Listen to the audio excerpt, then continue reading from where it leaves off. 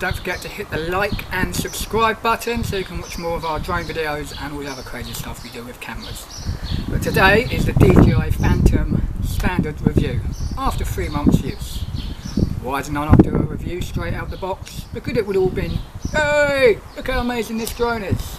Considering I went from flying a Cyma X5C1 to upgrading to a DJI Phantom standard. So obviously I would have been about the whole thing. So I thought I'd fly it for 3 months to get a proper opinion about what this drone can and cannot do. And we will get to that later on in the video. First, let's go over what you get in the box. This is the box it comes in. Big old thing, covered in DJI. In the box you would get, obviously, charging leads for your batteries and controller. Battery. DJI Phantom standard with camera and gimbal. One DJI standard controller. One set of propeller blades. That's all and good. But me, I want to fly a bit longer, so I went for a package that came with an extra battery. And because I did not want to advertise the fact that I carry a drone around with me, I did not want this to be my method of transportation. So I opted to look like a Ninja Turtle and buy this. I like looking like a Ninja Turtle. It's just a big backpack with nothing on it. Doesn't have a tag. Doesn't show the fact that I have a drone. So that was it. That's what you got in the box. I upgraded a few bits. I have bought extra propeller parts and that's about it. No more extra bits I have bought. Let's talk more about the good things about the Phantom 3 standard. It comes with a 25-minute flight time. I've got 21 minutes maximum out of it.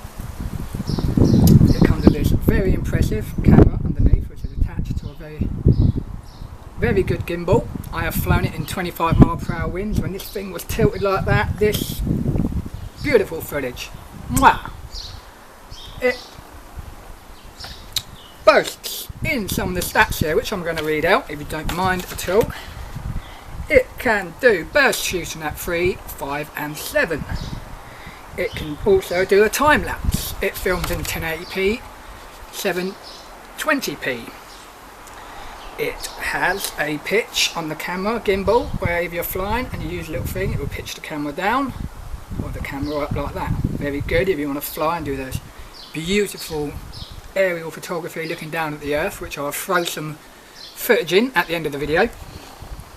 It also takes roughly, charge a battery, never timed it, I reckon 45 minutes to an hour, depends on how flat. If you completely discharge the battery like I like to do sometimes, I've taken up to an hour to charge. It has a lot of features on the controller. When you get in there, you'll have all different settings for your camera. You can have vivid, black and white, cinema. You can change the shutter speed, so if you want to do nighttime photography, you can take this beauty up, slow down your shutter speed so you can get those beautiful blur traces over motorways if that's your thing. Haven't tried it myself yet. It's very easy to use. I've had a few issues with it going down, but I think that's due to my rubbish phone. I've heard people who have iPhones have no problem losing their video feed. I've lost video feed a couple of times. It never really bothers me. I normally bring the drone back, reset everything, go back out again, and it kind of works. Like I say, it's one of the main problems. It's not really a problem in my eyes. It's technology. It can go wrong. About that, what can I say about the camera? Well, it's a beautiful camera. Considering I flew this, well, the camera's missing, and when I had a camera on here, which was meant to be 720, it weren't, it was about 240p. Upgrading to that, well, I felt like I'd gone to Hollywood, but yeah, it was beautiful. It has a GPS system on it. Well, this comes in really handy, and I'll get to this now. You have 3 flight modes with the Phantom 3, which I'll explain. If you have it in the up position, that would be in GPS mode. Therefore, you'll have anything up to 10 satellites, or maybe more, pinpointed on this baby, keeping it where it needs to be in the sky. So you can take your hands off the controller, play with buttons, not worry about it falling on your head, unless something goes wrong with the battery or a motor blows up. You never know. So that's your GPS mode, really good, but sometimes it will fail you. Like anything, you might get a rogue signal that completely throws you out. There's a fail safe there, which you can do that a few times, and it's meant to bring the Phantom home. It didn't work for me when I tried it, but I just hit the return to home button and that worked. So always remember to get that set up properly. Also, after GPS mode you have ATI mode, which turns off all the whistles on here, so you have no satellites pinpointing you, so therefore when you will notice it when you turn it off, the wind will start to take your drone away from you. It's a good mode if you want to move your drone faster. You can get a bit more speed out of it, but you are in full control. Don't be taking your hands off the controller thinking I'm going to play with my screen, because your drone will start drifting around. You could lose sight of it, could crash it, could lose it. Wow. And then you have the intelligent flight mode, which is at the very bottom there. Now with the standard you get a follow me mode, you get a point of interest, and you get a waypoint, and I think there's one more. I've only ever used the follow me mode, which did work after about 3 attempts.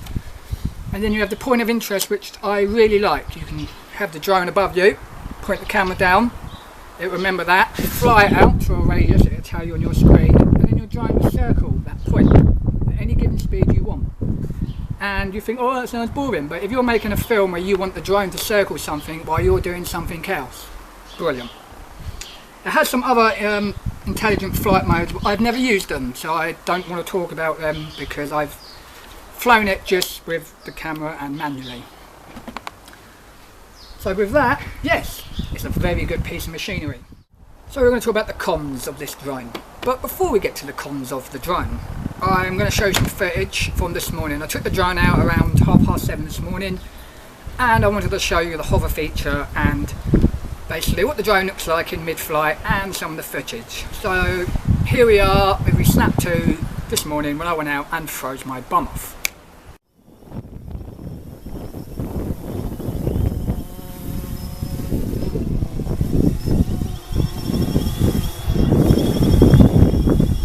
Flying the Phantom is a P2P. I've done my hands off the controller, it would just hover there. Look, I'll bring it back and show you. It comes back.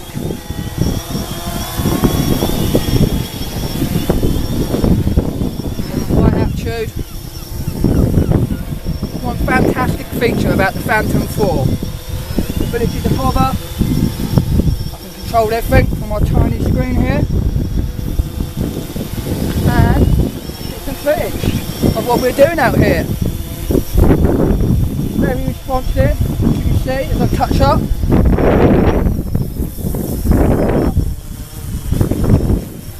Down.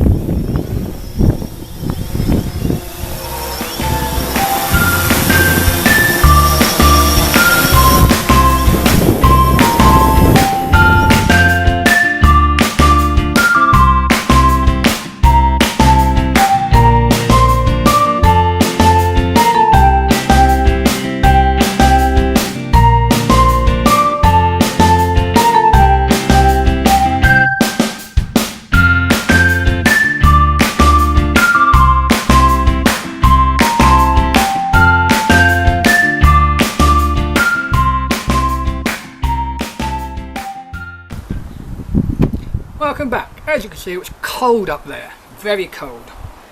And this is where we're going to get into the cons of this drone. So this morning when I was flying it, I lost signal again on my phone. I completely couldn't see what I was filming. The drone was still flying, it was still giving me how high I was, my distance, even my return to home point. But I kept on losing it, kept on having to bring the drone back, restart. So that's one of the biggest cons I find. But I'm not too sure if I'm going to put that down to the drone or my phone. So if there's anyone who could leave me a good comment in the section below, I mean, do they have an iPhone and had no problems? Do they know a good tablet and that always works? Like I say, I have days where it works perfectly, I have days where it doesn't. This morning was one day it didn't want to work, which can be a problem if you're trying to film a nice aerial shot and you've got your drone up and you've got the camera pointing down, and suddenly this baby goes down, you kind of know where your drone is, but you think, oh, am I filming that, or do I take it that way? And that's when you get a bit of jerky footage, because your drone starts moving around erratically where you're trying to guess where it is. I would say that has been my big con in owning this. I've heard with the higher up drones they have the light bridge technology where you don't get that problem. Does it make me want to upgrade? Yes and no. I will be upgrading my drone because I want another DJI Phantom drone. Don't know which one I want yet. Would I get rid of this? No. I'll probably still keep this one as well, because it's brought me so much fun and it brought me into a world of video photography that I was never into before. I used to be into standard filmmaking and photography. This has opened my eyes, taken me a lot further. But we're in the con section, so what else can I say? They're putting the propellers on and off. It's a bit long-winded sometimes. You have to make sure they're properly on. You know, I'll show you now. You know, you have to get your propeller, screw it on. Don't just do that and take off, because it will come off. You've really got to get this baby tight. It comes with a little clamp. You can clamp around and tighten it up. Make sure they're always tight.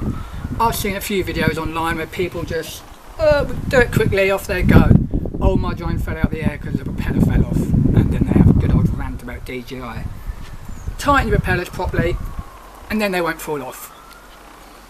That's what I can say about that. Any other issues? No, I have not had any problems out of the box. I've seen videos where people have said they've had range issues, they're not working out of the box. I was a lucky person, straight out of the box, it worked. My biggest gripe is the hardware and software, especially the software, keep breaking on me. I've read reports that some people say you should downgrade your software. I haven't done that. I don't want to do that because it sometimes works, sometimes doesn't. But I believe it's the phone. That's just me. If anyone knows any better, please comment below. Say, hey, Simon, you're wrong. Downgrade your software and it'll work better. Or stop being a cheapskate and buy an iPhone. That could be the case. But yeah, so pros, quite a lot. Cons, a few. So yeah, is it any good? This is a very good piece of machinery, and now you can get it for £489. I just checked out while I was away getting another cup of tea. That's amazing. That's under £500 worth of drone. Under £500 you can have a drone with a decent camera, can fly up to 30-mile-per-hour winds, I believe is the top it says. You haven't broke the bank, and it's a good entry-level drone. Don't go out and get I mean, if you really don't want to spend £500, get a toy drone. Go and spend £100 on a toy drone, see if you like it, then go and spend a bit more. But if you just want to get into some good photography, good aerial photography, go straight in here, all the advanced. But the Phantom 3, they're under £1,000 now. You feel a bit more comfortable thinking, oh, I haven't got £1,000 flying in the sky if you're new to it. And there are plenty of videos out there on YouTube. I've made one giving you a few hints on what not to do and what to do with a drone. Obviously, just don't be silly, don't be stupid, don't fly over schools, don't fly over prisons, and just don't be a dick. You know, enjoy your drone and don't be a dick. That's all I can say. So I'm going to end the review on DJI Phantom Standard. Thumbs up. It is well worth it. After 3 months of flying it, I still thoroughly enjoy it. Actually going to take it out later because I want to film some footage for a guy who has another YouTube channel. Yeah, so I'm going to go out and film some whoops for him. And his name on the YouTube is Pen But No Pencil. So I'm going to go and film that for him today. Hope you enjoyed the review, and don't forget to hit the like and subscribe.